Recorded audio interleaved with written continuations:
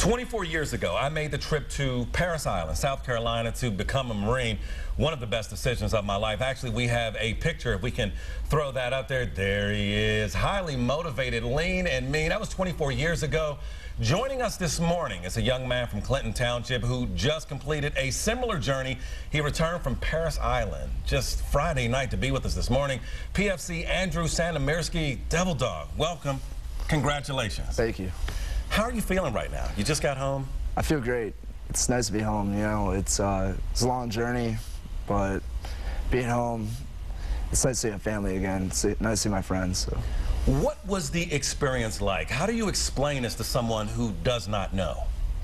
Well, you really can't. It's something they had to go through, you know. You explain it to everybody, and they kind of grasp it, but in reality, they don't. It's the physical conditions that you go through and change your body, the mental stress that you go through, it's something that only you could experience yourself.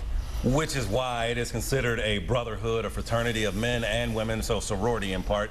But we have a clip that we wanted to show our viewers to get an idea of what boot camp is like. And take a look at this video. You're going to explain to us what we're seeing as we look at this video clip.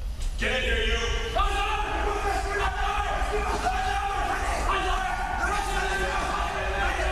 Well, right now it looks like the Marine fell asleep the recruit fell asleep in class, and when that happens, you have to get reprimanded. So he's getting disciplined right now, and he has to learn that you can't, there's no margin for error.